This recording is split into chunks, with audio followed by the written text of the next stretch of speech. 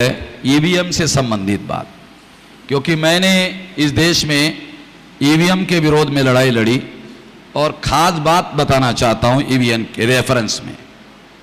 EVM की वजह से मुसलमानों का वोट वैल्यू जीरो हो गया। मैंने ये बात सबसे पहले नोमानी साहब को बताई। मुसलमानों का वोट वैल्यू जानते हो कितना है? मुसलमानों की वोटों की वजह से ही कांग्रेस दिल्ली के सत्ता में पहुंचती थी। जितनी बार 57 साल कांग्रेस ने राज किया, मुसलमानों के सपोर्ट के आधार पर, स्टैंप पेपर पर लिखवा सकता हूं। मुसलमानों का वोट वैल्यू इतना है। मगर आज के तारीख में जब से ईवीएम आया है, ईवीएम आने के बाद मुसलमानों का वोट वैल्यू जीरो हो गया और छोटा जीरो होने के बजाय बड़ा जीरो हो गया। एक बहुत बड़ा हथियार था मुसलमानों के पास में, वो हथियार जीरो कर दिया उन्होंने। 403 विधानसभा उत्तर प्रदेश में थी, बीजेपी ने एक भी मुसलमान को टिकट नहीं दिया, फिर भी 330 सीटें उन्होंने जीती। जो पॉसिबल नहीं है वो हुआ। साथियों, मैं वही आपको बताना चाहता हूं और ये बात कहकर अपनी बात समाप्त करना चाहता हूं। मेरे पास सुप्रीम कोर्ट का जजमेंट है। सुप्रीम कोर्ट ने 8 अक्टूबर 2013 को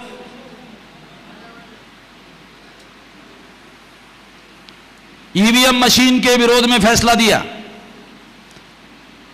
आप सोचते होंगे क्या कह रहे हो, हमें कैसे मालूम नहीं हुआ? हां, ये तो मुझे भी हैरानी है कि आपको कैसे मालूम नहीं हुआ। अखबार वालों ने इस खबर को नहीं छापा। ये लैंडमार्क जजमेंट है। लैंडमार्क जजमेंट जब सुप्रीम कोर्ट देता है तो अखबारों के फ्रंट पेज पर बड़े लाइन में छपता है, एडिटोरियल छपता है, कमेंट्री छपती है, एक्सपर्ट ओपिनियन छपता है, आर्टिकल छपते हैं। मगर इसकी खबर 8 अक्टूबर 2013 को इतना बड़ा फैसला देने के बाद भी आज तक इसकी खबर अखबार वालों ने नहीं छापी। ये जजमेंट देने के 3 साल और लगभग 10 महीना हो गया। 3 साल 10 महीना होने के बाद भी सुप्रीम कोर्ट ने ईवीएम मशीन के विरोध में फैसला दिया, फिर भी ये खबर अखबार वालों ने नहीं छापी। क्यों नहीं छापी? सवाल है, क्यों नहीं छापी? क्योंकि दुनिया में जितने भी षड्यंत्र होते हैं वो छुपकर होते हैं।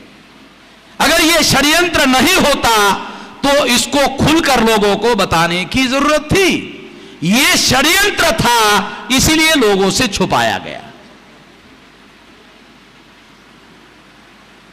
8 अक्टूबर 2013 को सुप्रीम कोर्ट ने फैसला दिया ईवीएम मशीन के विरोध में, और 5 महीने बाद 2014 में लोकसभा का चुनाव हुआ और चुनाव होने के बाद चुनाव आयोग ने ये जो फैसला दिया, इस फैसले में चुनाव आयोग ने, सुप्रीम कोर्ट ने कहा कि केवल ईवीएम मशीन के आधार पर फ्री फेयर एंड ट्रांसपेरेंट चुनाव नहीं हो सकता। फ्री फेयर एंड ट्रांसपेरेंट चुनाव संपन्न कराने के लिए पेपर ट्रेल नाम की मशीन जोड़नी होगी। सुप्रीम कोर्ट ने कहा, मैंने, आपने, किसी साधारण आदमी ने नहीं कहा, बहुत बड़ी कॉन्स्टिट्यूशनल अथॉरिटी, भारत की सबसे बड़ी अदालत, उसने कहा। जब उसने ये बात कही तो चुनाव आयोग के द्वारा ईवीएम मशीन को पेपर ट्रेल लगाकर 2014 का चुनाव संपन्न कराना चाहिए था। मगर चुनाव आयोग ने 543 सीटों में से केवल 13 सीटों पर पेपर ट्रेल मशीन लगाया, और वो मशीन उन्होंने नागालैंड और मिजोरम में ब्रह्मदेश के बॉर्डर पर लगाया, ताकि महाराष्ट्र के लोगों को, मध्य प्रदेश के लोगों को गुजरात और बिहार उत्तर प्रदेश के लोगों को, प्लेन एरिया के लोगों को इसकी खबर भी नहीं होनी चाहिए। खबर तो खबर, इसकी हवा भी नहीं लगनी चाहिए, इतना दूर लगाया। अब ब्रह्मदेश के बॉर्डर पर अगर कोई लगाएगा और मशीन को हवा टच करेगी तो बंगाल तक आके रुक जाएगी, बंगाल से आगे हवा भी नहीं आने वाली है। तो आपको उन लोगों ने, चुनाव आयोग ने जतन किया कि आपको जानकारी तो जानकारी, इसकी खबर भी आपको, इसकी हवा भी आपको नहीं मिलनी चाहिए। क्या है इस फैसले में?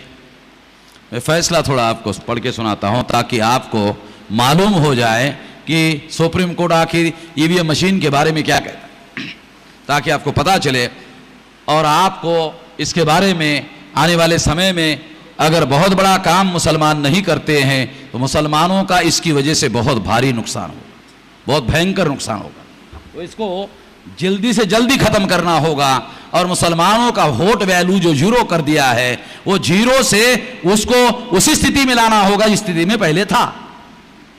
मैं आपको सुप्रीम कोर्ट का यह जजमेंट पढ़ के सुनाता हूं, अंग्रेजी में है, हिंदी में ट्रांसलेट करके बताऊंगा।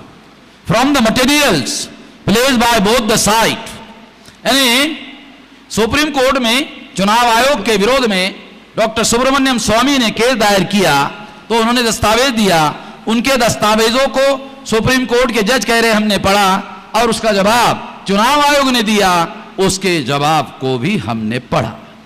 दोनों को, from the materials placed by both the side, दोनों तरफ के दस्तावेजों को पढ़ने के बाद we are satisfied that the paper trail is an indispensable requirement of a free and fair election. इसका मतलब है कि भारत में फ्री और फेयर, फ्री यानी मुक्त और फेयर यानी निष्पक्ष चुनाव संपन्न कराना है तो केवल ईवीएम मशीन के आधार पर मुक्त और निष्पक्ष चुनाव नहीं हो सकता।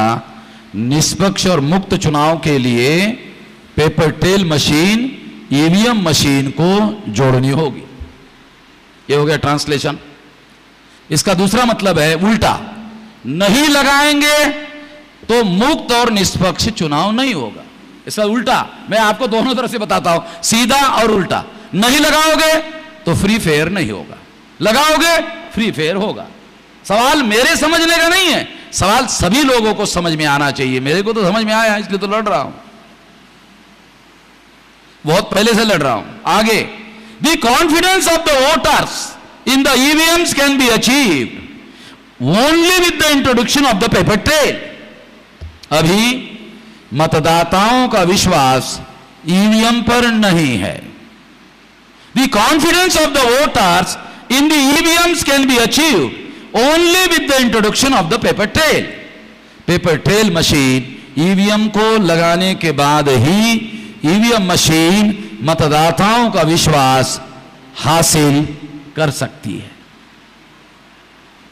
उल्टा करो, यदि पेपर ट्रेल मशीन नहीं लगाई जाएगी ईवीएम को तो ईवीएम मशीन मतदाताओं का विश्वास हासिल नहीं कर सकती। मैं दोनों तरफ से आपको बता रहा हूं। आगे, EVM with paper trail system ensure the accuracy of the voting system. Clear है?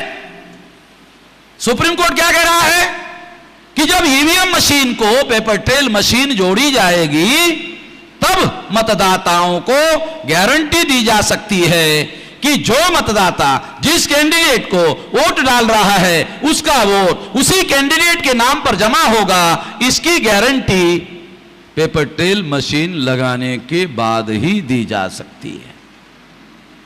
उसका उल्टा करो, अगर पेपर ट्रेल मशीन नहीं लगाई गई तो जो मतदाता जिस कैंडिडेट को वोट डालता है उसको गारंटी नहीं दी जा सकती, उसका वोट जिस कैंडिडेट को उसने दिया उसका वोट उसी के नाम पर जमा होगा, उसकी कोई गारंटी नहीं दी जा सकती। मैं थोड़ा आप लोगों की लेवल समझकर थोड़ा समझा रहा हूं क्योंकि मेरे समझने का मामला नहीं है, मैं तो एक लाइन में समझ रहा हूं, आपको समझना जरूरी है इसलिए उल्टा पुल्टा करके समझा रहा हूं।